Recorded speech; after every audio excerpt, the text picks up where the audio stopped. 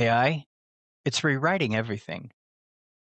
I'm here for the only question that really matters. What stays ours? This is going human. The stone, the ripples, the fuckery. Community delivers the tsunami because robots can't. Okay, lean into the mirror. Ooh, the mirror woke up. Words are flashing on the screen. It says pores, wrinkles. Texture, I'm getting scored. Oh God, there's a verdict.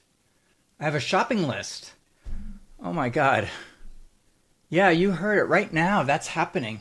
Samsung, Amaro Pacific is what they're called. L'Oreal will do it from a selfie. For most of human history, a mirror showed you back to yourself, but now it's grading you. And then it tries to sell you the cure for the thing it just decided what was wrong with you. So can that. The only scale I really judge AI on is what it does with the human on the other end. Does it bring you toward people, inclusive, connected? Or does it leave you alone with your glass? And that glass could be a tablet, but it could also be a glass of something you shouldn't be drinking. 2 machine jobs today. Read your body, care for it. We're going to go through our episode structure real fast since this is our very first show. We're going to start with the stone. This is my research work where I've found something meaningful for the message I'm trying to get across in my first episode or in each episode. After I've gone through that, I'm going to bring in a guest, and that's what I'm considering kind of the ripple. This is where the conversation happens, an interaction around what my insights were and what I'm bringing up as far as topical material in the stone. After that, we're going to go to the maelstrom, which is what I also call fuckery, and that's where I'm going to expose you to 3 tiers of news stories. One is what I call fuck yes, and that's wow, this is actually a really good application of AI. One is fuck no, and that's one that's got a lot of swear words, and I'm going to be kind of crazy. And then fuck maybe is the interesting one because with fuck maybe I'm going to invite you all to come to my website and chime in with your own comments and votes. And by the next week's show, I'll have a winner. And we'll either demote or promote that fuck maybe into one of the camps, fuck yes or fuck no. And we'll have a growing library of community-led decisions that really show where the public's head is at as relates to the ways AI is giving them what they need and want or not. So that's that segment. And then the final segment is Tsunami. The concept of tsunami is if I do something good for myself today that's human, it's awesome and I feel good. But if 10 million people across the planet do something good for themselves and they feel good, it actually makes a difference. It moves something. And so every week I'm going to ask you to consider doing something that's good for you and or good for your community in a way that connects you so that you can join together and growing numbers over time make a difference. And then we'll sign out. So that's the show's structure. So we're going to start here with our stone, and it's really that mirror that grades you thing that I opened with. You know, there's this one mirror that was seen at the CES has 15 plus concerns in one scan. So you stand in front of this mirror and it tells you what's wrong with your body and your face. And then it'll create a grade or a score for you, and it'll tell you everything that's wrong with you and sell you the products that'll make you all better and make you perfect. There's even one called Skin Sight that predicts your aging, and it will show you what you look like when you get old. So, think about these machines as something that's going to diagnose something that you probably don't even know you don't like about yourself. And it's going to plant that seed in you, and then it's going to sell you the cure. It's kind of like marketing in America, where it's like we're encouraged as as a financial culture to find gaps in what have been solved for people and what they haven't. And the trick here is we do have needs as people, and filling those needs is a thing. And yes, people should be paid for it. But what's happening more and more increasingly is that we're getting AI to take the place of people, and take the place of people that are doing things that are encouragingly connective. So that's going to be sort of the focus of this episode. So think about it another way. There's a doctor on the other end that only gets paid if you're sick. And he's holding a mirror that he also owns. So of course you have flaws, but aren't the flaws really in the business model? Because there's no humanity in somebody selling you something to cure something that they detected. Now beat 2, pampered by a machine. Are you ready for this? So you can go to a hotel now and book a massage with a robot touching your skin. The heated arms scan you, and you can pick a pressure on the screen, and you can say consistent. Anyway, it's fucking weird. And think about the messaging that some of these places are using. They're saying, you know what, it's massage without awkwardness. Like, awkwardness. Are you feeling awkward because you're half naked in front of somebody who's a stranger? Maybe. But part of the relief of coming out of a massage is going through all of those human emotions and feeling pampered at the end. So I'm not a big fan of the massage robot. I'm just gonna say that out loud. And then the fact that these massage tables are taking the one thing about being cared for, another person's hands, and they sold the absence of that person as the upgrade. The awkwardness was the connection. That was the point. And that's kind of the point I was trying to make before. And the stupid pun that I like to use is a machine can need you back, Knead, but it can't be glad you came in. It can't ask you about your dog or your daughter or anything that makes you feel whole and heard and seen. Beat 3 is what the chair does. And this is something that I can speak pretty fluently about. Way in my younger days, I was a Vidal Sassoon trained hair person.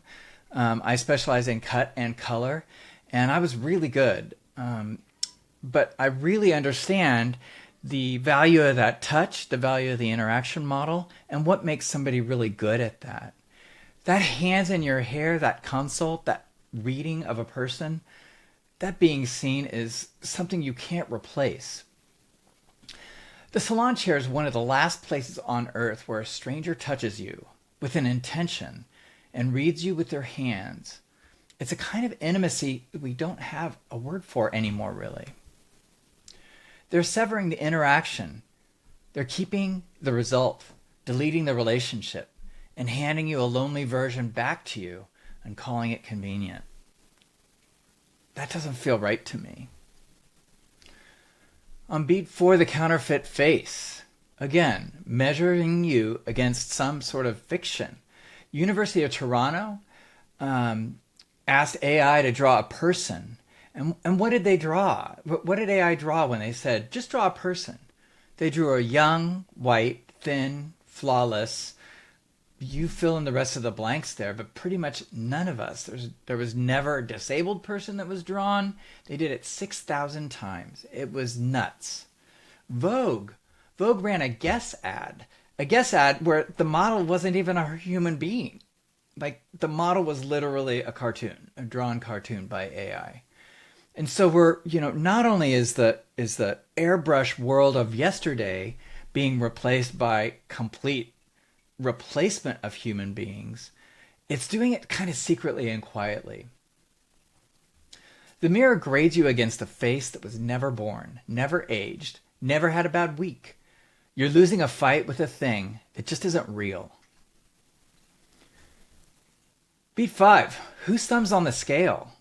Same tech, both hands. Both pants. It's a real problem. It's a miracle. It's insecurity. It's a shame vending machine, really, if you think about it. And the pushback is real, though, now. Dove was the very first to announce no AI models, and that was kind of a big deal when they did it. Aerie, another company, their sales grew by 23% when they did the same within a month. Very big impact and very big message from their installed base. iHeart, the radio and podcast broadcaster and distribution arm, guaranteed human and got a 96% positive rating for that announcement. So, people don't want fake. They really don't. Turns out made by an actual human, though, is becoming a luxury, which is bleak. It's also the most hopeful thing I've got because it means we get to vote with where we sit and where we put our hands on which handles. Which is why I needed to talk to my friend, Shannon Walsh. This is Shannon Walsh. She owns Salon Halloo outside Portland. She's a Redken colorist and trainer, holistic stylist. She runs a Green Circle certified clean and sustainable salon. It's hipster but not funky. It's cool and calm. It's just the coolest, sweetest little place on earth. She also happens to be one of the kindest humans I know. She's been doing this thing. She's been doing the thing these companies are trying to fake for many, many, many years. And she's what I consider to be a real treasure. Shanna, welcome to the podcast. Thank you so much for agreeing to do this to me. You're behind the chair every day. When you hear we'll personalize your beauty with AI, what do you actually hear? Does it change how you run your shop? Do you dream of installing these machines? Or how do you touch a client? And how would you have these machines touch a client? Uh, Thank you so much for having me. This is super fun to be able to do this with you. Yeah, it's a very interesting sort of scenario because, like you said, what we do is so incredibly personal. I would never dream of having anything like that in my shop. People come to us for that personal touch. People come to us to not even have that physical touch, but to build those personal relationships that I just don't see how you can do that in any other way. Yeah. And I don't want to toot your horn for you or anything, but how far in advance are you booked personally? I am booked about 2 to 3 months in advance. I've been doing this for 36 years. So I have, a very loyal clientele, always accepting new clients. But, when you build relationships with people over that many years, you go through a lot of life events that I really don't think there is any other way to build those relationships. You can't do that with AI. You can't do that with a robot. My algorithms for my social media, sometimes that stuff pops up and my other hairdresser friends and I send it to each other like, this is crazy. How could that even happen?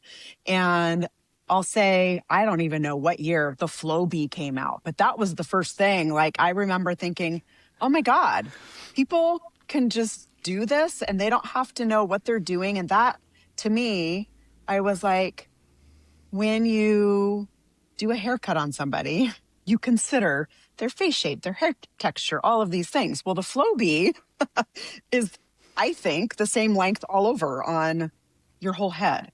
So I know that's not AI, but it's kind of in the same vein as far as there's no personal touch to it. And also, there's no one considering the human that's wearing the hair.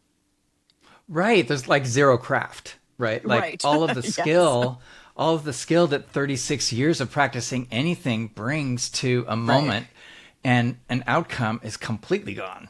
It's Right. just nuts. And then, so I just, since this is a human podcast, I would like to just violate some. It's not confidence that we've shared, but I want to get back to the relationship that you're talking about being a central tenet for your practice, and especially what you touched upon, which was the life events that both you and your clients have nurtured each other through all through the years. Yeah. It's a marvelous sort of interaction model, and I just want to keep that alive for a moment, and let the audience see your face when I tell them that you just got a puppy, Yeah. I did. and and that puppy is the cutest puppy in the world if you don't count mine. But Shannon brings her puppy to work, and her clients who've been seeing her for all these years, they're Mhm. clamoring for spots on the days that she brings her dog to work because they want to be a part of this dog being a part of Shannon's life. So, these are the kinds of things that make people look forward to presence with somebody like Shannon. And they're the kind of things that make that moment in the salon sort of really tingle. So I just wanted to give you a little puppy shout out. Um, now, Yay. before we get to the fuckery, I just want to ask you. There has been a lot of technology, and the Flowbee was a really good example of sort of a pivotal technology that entered at a time when layered haircuts were just starting to really be done consistently Mhm. as a technique. But a lot of people couldn't afford them, or didn't want to afford them, or they were in the middle of the country and those people didn't know how to do a layered haircut, or Mhm. whatever the rationale was for that invention and meeting that need in a way that wasn't personal. Mhm. But there are other technologies that salons do benefit from, right? Mhm. So I'll bring up one or two, and then I just want to ask you for your hit on them. Yeah. So, like scheduling, for Mhm. example. There used to be a time when the only time you could schedule, like when I was a hairdresser, Mhm. where the only way you could The schedule is to giant. call and talk to a human being, Yeah. you know? Yeah. And that person picking up the phone, sometimes they would be the person doing the shampoos for the stylist. Mhm. Sometimes it would be the stylist themselves because there was nobody to pick up their phone for that hour that somebody was at lunch. And so, the friction that created in salon being solved by people being able to manage and start their appointments online is pretty significant. And I just want to ask Mhm. you for your reflections about that as sort of an advent of technology. Yeah. So, because I've been doing hair as long as I have, when I first started doing hair, I was working in a very big salon where there were 4 or 5 receptionists. So I didn't have to manage that, but they had these giant books, with 30 stylists, and they had to manage all of that. If someone had to reschedule, everything had to be in pencil. You had to erase all the things. Moving forward, when I opened my salon, it was a similar situation. I couldn't afford to have a receptionist. So whoever had time, or if they were in a place that they could step away from their style or from their guest, then they would. Um, but it was really hard to keep track of things, checking people out, not only the whole rescheduling thing, like people had to call in, or, the goal was to have them scheduled before they left to kind of manage the phone ringing when we weren't able to get to it. But the other thing that was amazing about technology moving forward into an app is the reports that we can get. um, like I have all of everyone's information. I know what products they buy. I know how often they come in. And it creates a good algorithm for me. It's really helped with bookkeeping and inventory. People do have the ability to book online. They can manage their own appointments. We do still have people call. We have a whole set of people that don't do anything online, and that's okay too. Um, but it's it's amazing. It also does our credit card processing. It's all linked together. So it's really streamlined things for us on all the levels. Right. So it's kind of like, the machine should only be there to remove the friction, Hmm. right? But the machine doesn't get the chair. That's not a thing, Correct. Correct. and never should. And Yeah. the skill and the craft is in your hands and in your heart. Hmm. It can't be. It can't be. It can't be substituted. That's a really good. I love that you. I love that you're not tech phobic. That implementing that after growing up with the pencil and the Yeah. books, and holy crap, some of those books, you'd erase them so much and you'd go through the paper with an eraser, which Right. maybe a lot of people watching this don't even know what paper and erasers are anymore. But I'm Right. just saying, like, sometimes those papers ripped and you were like, oh shit, now what am I gonna do? I can't read the names for tomorrow's clients. Right. Or you can't take your book home with you because you need to leave it at the salon. So you kind of don't know what's going on. And so with Right. the app, everything's so integrated and you can access it wherever Yeah. you are, which is Yeah. awesome. So remove the friction. Yeah. Stay away from my fucking chair, right? Yeah. Right. Right. Cool. Okay, well, now we're going to move into our Maelstrom, also known as Fuckery section. And we've kind of already handled the fuck yes. It is that sort of booking, scheduling, product, everything. It cuts overhead, salon overhead, by 40%, right? Because salons don't need to have somebody there doing that. And even having somebody there is friction. It's salon friction. The intimacy that you feel when you go into Shannon's salon right now is just, it's you and your stylist. There's nobody else there asking you if you want tea and you're like, who the fuck are you? Like, it's Shannon bringing you tea because Shannon wants you comfortable. So, so I can't give a bigger fuck yes than in this vertical than the scheduling friction.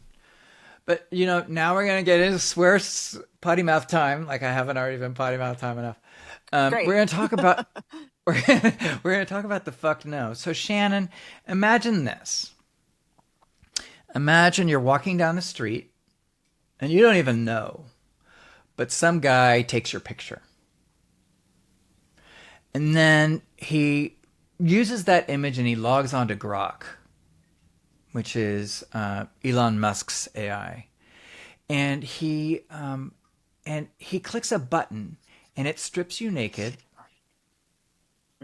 and it creates an image of you nude, and then the guy puts it on his social media and starts telling people what you look like nude. Respond. It's extremely disturbing on so many levels.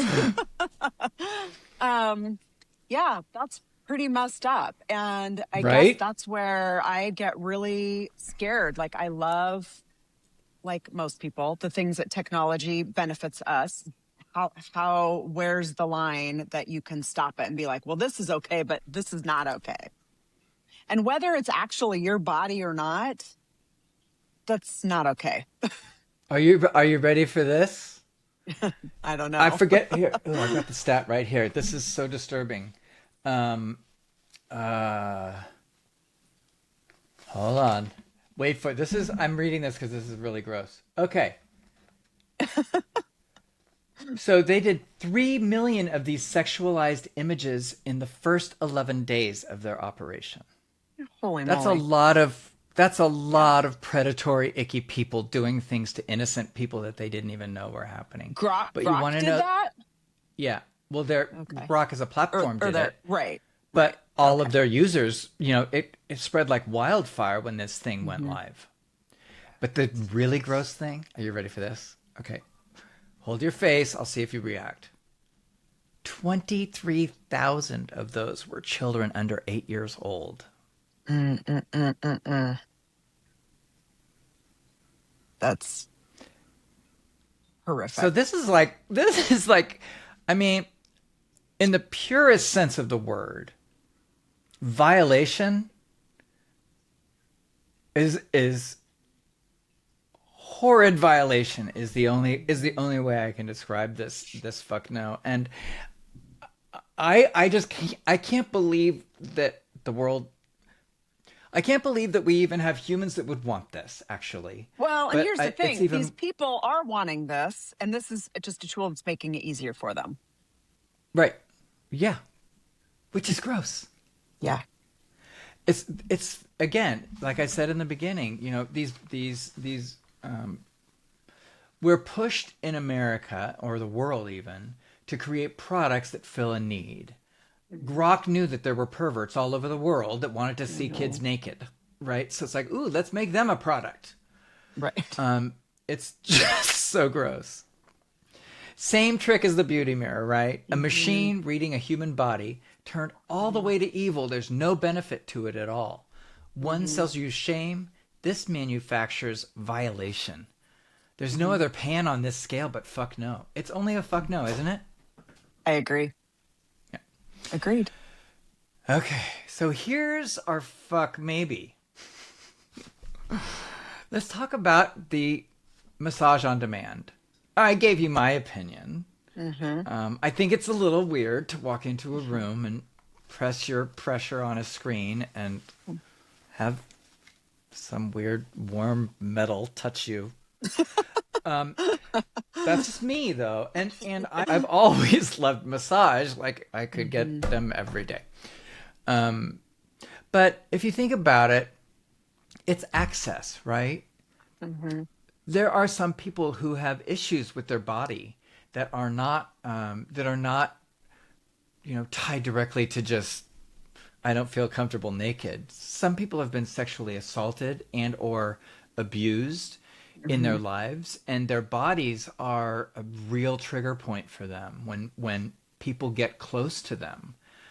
There are people out there that when people get within 3 feet of them, their PTSD reactions come up and they become incredibly frightened, right? So if I think about it in terms of access, I can understand that that technology could have a welcome door. There's also, as somebody who has done personal care, and I know you get this too, there's no burnout involved in a robot, right? A robot can work 24/7 and give the same exact massage as long as their heat sensors under their metal arms don't go bad. I don't know what could go wrong, but anyway, the burnout thing is good, and the no stranger anxiety. But the counter argument is engineering out the awkwardness just means you're not finding the right therapist anymore. You're not finding the right service provider that draws you in. And there's humanity in that selection, and there's humanity in the exercise of that relationship. So the tagline here is really a robot can find that knot. It can be happy you finally booked for the appointment. No, it can't. So I don't really know if that trade is worth it, but, please, at the end of this podcast, we'll give you show notes, and you'll be able to go and make your own assessment and vote. Tell us your comments. Which brings us to the end of our first episode. We're going to be doing our Tsunami now. And like I said before, this is the idea that people doing things en masse is a movement. People doing things one at a time is just sort of interesting. So I'd like you to do me a favor for yourself this week and for the community that we're going to be growing here on this show. Let a human care for your body with their hands this week. Get a haircut. Get that haircut, the one that you want, the one that you've had the picture of in your phone for a while and you're sort of like, I don't know. Get that haircut. Go find a hairdresser. Book a real massage. Or just let somebody you love rub your shoulders. Put the phone down is the most important piece of this. Don't check your messages while you're having this moment. Be in the moment. Be in that room. Feel it. You're not going to be scored, thankfully. There's not going to be a before and after. You might be sold a product or two if you go to a hair salon, but that's just so you can keep it pretty, okay? But it'll be sold by a person, not a robot. Just be touched by somebody who's glad you're there. Have that feeling. It's worth $1 million. I can't say it enough. A machine can map 1 million data points of your body and still never once be happy to see you. That's the gap. So go stand in that on purpose. One drop does nothing. 1 million of us choosing human hands over the glass. That's our tsunami. Okay, that's our show. Thank you very much for being my first listeners. Follow, subscribe, vote on the robot massage on my website. That's goinghumanpod.com. I'm Moss. This is Going Human, because robots can't. Be back in a week.